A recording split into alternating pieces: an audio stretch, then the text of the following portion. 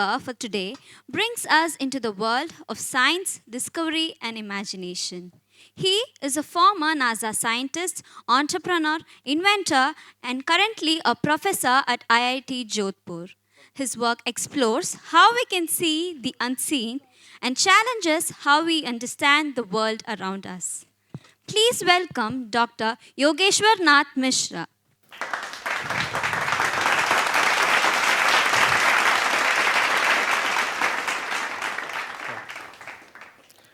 Good afternoon, everyone. I'm Yogeshwar, and I started my education from a village school. You can see my village school. This is the situation of my school now. And when I started my education, there was no roof on this. And in a village school from Uttar Pradesh, it's a very rural area. There were no facilities. But as a child, there were dreams. Like we all have dreams, right? And I was a very curious child. I used to stare at the filament and used to ask why it appears yellow, so bright as yellow. At the same time, when I was studying using this kerosene lamp, I used to wonder why the color that emits, it is yellow, not blue. And those questions, I didn't have answers. But I didn't know that curiosity for light and colors would one day shape my journey, my life. So what happened with me during the childhood is, after my high school, my mom passed away. And after a few months, I lost my best friend. So for me, it appeared that everything had collapsed. My studies suffered, my confidence dropped, and for a few years, I felt lost. That time, my father wanted me to prepare for certain exams. Even my neighbors were thinking about sending their kids to city for a good education, so my father was also thinking. But that time, I was fighting a battle within myself. And in that moment of darkness, I didn't see light in the lamp, but I see light in his stories. The stories of Dr. APJ Abdul Kalam, the stories of Dr. Kalpana Chawla. When I read the book Wings of Fire, or when I learned more about Dr. APJ Abdul Kalam, I found hope. I began to believe that it doesn't matter from where you start. If you follow your passion, your perseverance, then that will actually shape your destination. And with that belief, I started again. When it came to deciding my career, many suggested go for information technology, go for computer science. It's a very evolving field, very stable, and you'll get job just after graduation. It's a very conventional way of thinking. But what I chose was something which was not very conventional. I decided to study photonics, the technology of light. Because deep down, I thought, okay, I'm passionate about this thing, about light, about colors, so I should pursue that. And also I had a belief that, okay, this field at this time in India is not evolving, but there is a long-term scope for this field. This is the technology that powers internet in our houses using optical fibers. All these LEDs that we use for lighting our homes. And also, finally, what you see is, when we are looking at ISRO or NASA videos, whenever the spacecraft is landing, it is using a LiDAR system based on the lasers. So I knew that there is a lot of scope, but I require to invest long term to see some visible outcomes. At the same time, I can say that I was not driven by security. I was driven by curiosity. Because deep down, I was that curious child, fascinated about light. And for my curiosity, I traveled far away from my home, from Uttar Pradesh to Kerala. So I went to Cochin University of Science and Technology and I joined integrated master program in photonics. That time it was only one of the programs in India. So then arrived at a new place, new language, new environment, unfamiliar environment, we can say.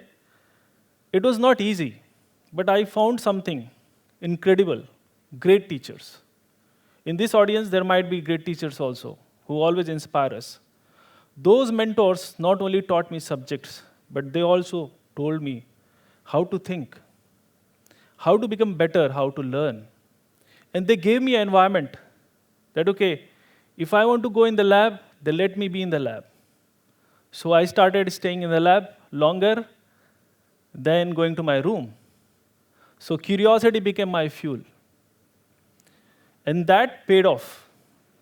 I got opportunities. I got summer internship abroad. I got research projects. And I started exploring the world. But back in my mind, something was bothering me a lot. I think this is the question many of us ask. Whether you want to pursue the career, or whether you want to pursue science for me, or I should go and financially support my family, because I was from a very financially weak family. But in that time, again, I chose my passion. I got PhD position in University of Gothenburg in Sweden, so I went to Sweden.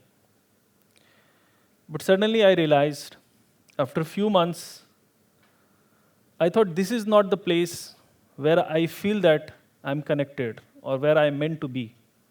So I took a difficult decision. I resigned. Starting over again, I found PhD at Lund University in Sweden. Now that subject was new, something related to what aerospace engineers do. But of course, where I need to use laser, light. But it was a new place, new skill set was required, new challenges were there. But I started working hard. I started learning.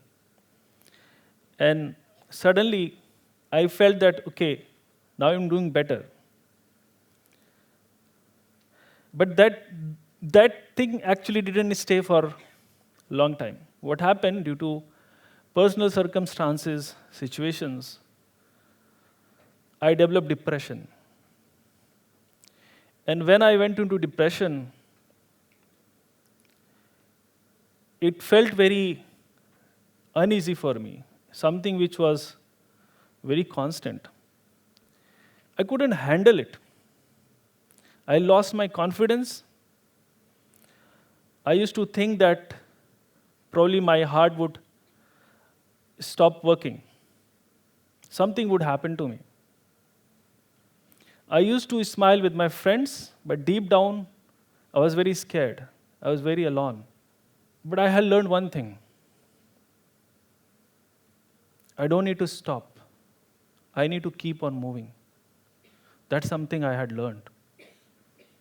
So I choose not to stop. Keep on moving. So I managed myself and again started working hard and managed to complete my PhD with flying colors. I got a lot of awards, fellowships for my PhD research. And then I thought I'm ready for the world, facing the world.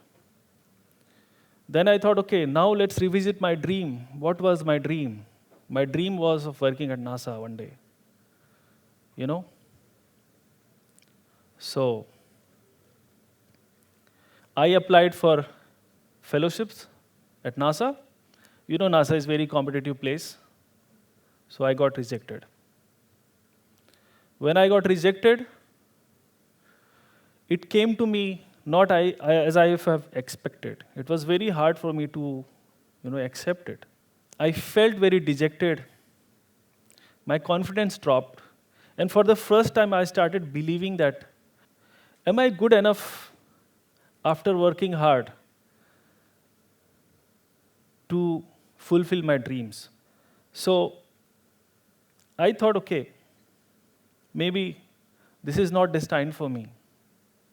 So I again applied for the second round without any hope. I thought, okay, maybe let's try this time. So I was at a point now to really give away my dream of becoming a scientist. I thought, okay, now I'll go to industry. So I started looking for jobs. I started looking for jobs. I got one, a very well-paid job in Denmark. Everything was set. But just before signing the offer letter, I got an email. My NASA fellowship was accepted.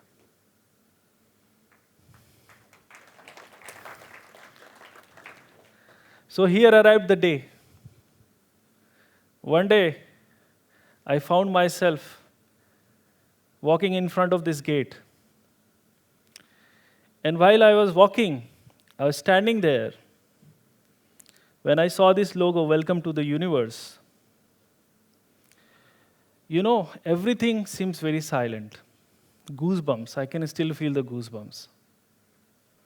And for that moment, all those rejections, all those negativity, all those doubts, they just came rushing back to me. But that time it felt very different. I stand there. My heart whispered, you made it.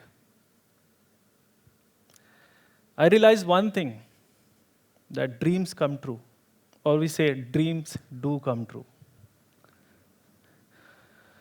So you can see me here in front of the logo. So, but, not every story has an end as you imagine, right? Now the new challenge started. How the challenge started is that just after 4 months, the COVID-19 pandemic came. And my lab was shut down. The entire NASA campus was shut down.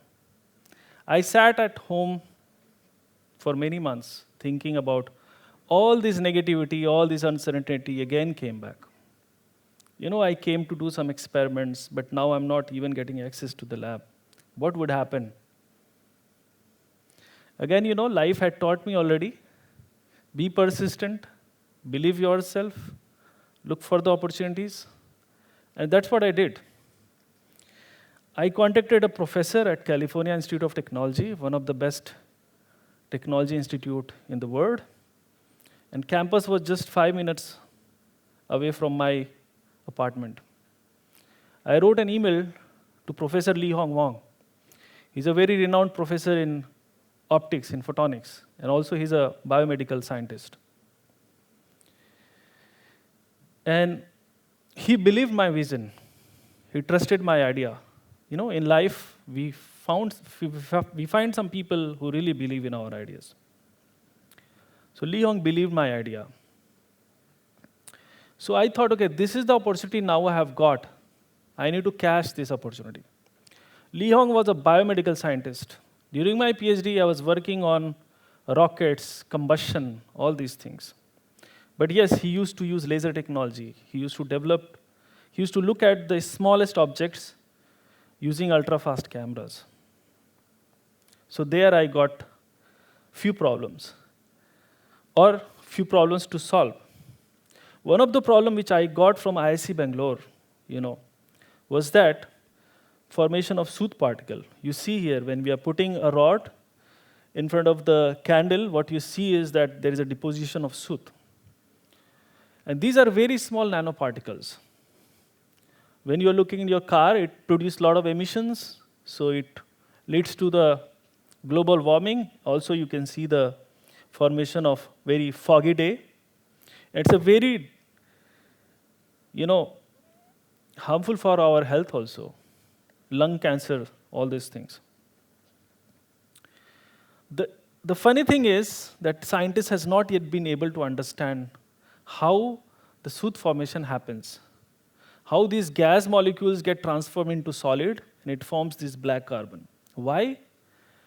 Because the chemistry that is happening extremely fast. It is happening of a billionth of a second. It's so fast. And today, there were no cameras who can see this happening in real time at billionth of a second. In market today, there are cameras, like this camera is recording. The camera can record millions of frames per second. When I'm saying millions of frames per second means millions of images in 1 second. We needed a camera which can take billion photos in 1 second. So this was one of the problems which I was going behind, okay. The second problem is about life itself, that we want to see the tiniest of the proteins when they are interacting with the drug. And because these reactions are also extremely fast. Now you can see, if you want to see something so small, you need to zoom in more and more. And when we zoom with the current microscope, we lose the resolution. We cannot see something which is smaller than nanometers, something which is much, much smaller than a human hair. So what I was interested in to look at the chemistry, which is extremely fast that is happening. And these were the challenging questions that I wanted to ask. I wanted to use my expertise in photonics, in lasers, in cameras, to really understand them. I persisted. Initially, I thought nothing would work, and that is what happened. I didn't get any success for 6 months. I was so disappointed. I thought, okay, I got opportunity in a new lab, but still nothing working out. But then one day I saw hope. We started to see some of the images. And after 1 year, we managed to develop the world's fastest light CT imaging technology that can literally see the time in nanosecond. You can see the time scale. It's happening in a nanosecond scale. And this is Li Hong Wang, who believed in my vision. Another success came.